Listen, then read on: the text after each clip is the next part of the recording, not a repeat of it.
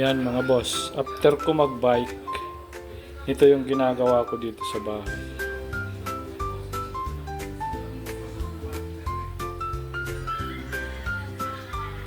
Tinutulungan ko naman si Mrs. kasi gumagawa siya ng malagkit na suman. Ako yung nagluluto bago ibalot. Kasi matigas to eh. Siya naman yung tagabalot. Kaya ito yun. Kadugtong ng pagbibisikleta. Ganito rin. Exercise din sa kamay. Diba mga boss? Para kumita, makabili ng asin, bitsin at tuyo pang araw-araw. Pang resistensya sa pagbibisikleta naman yung tuyo. Diba mga boss? Kaya yun. Ganyan yung ginagawa ko rito. Ayan, pwede na ito. Palalamigin lang ito bago ibalot. So mamaya-maya.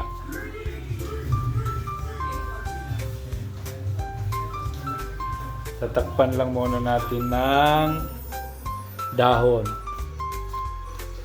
Ayan o.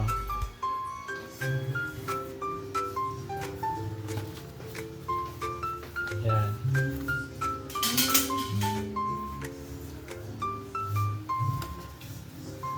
Ayan o. Pag lumamig na, pwede nang hawakan. Ayan, sisimulan ng balutin ng dahon pa rin. Kaya ganyan muna yan.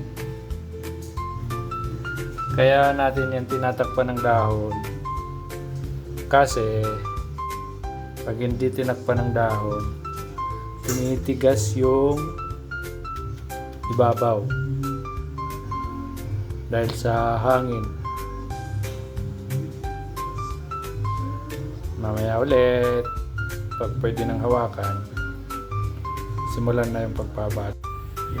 Yun mga boss, habang hinihintay yung paglamig ng suman, yung gagawing suman para mabalot, may nag-order ng puto cheese. Kaya ito, para mamayang alas 5 daw. Yan muna isasalang kasi mainit pa yung gagawing suman malaki. Ayan mga boss, update. Ayan mga boss, prepare na yung pambalot ng sumang malagkit. Siyempre, nililinis muna. Ayan. Yun mga boss, yung puto, waiting for pick up na. Tapos, sinimulan na yung pagbabalot ng suman. Ayan mga boss, katatapos lang balutin yung suman malagkit. Nakagawa ng 160 pieces.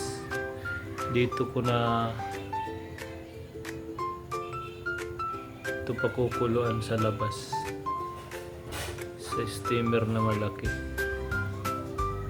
Kasi mainit dun sa loob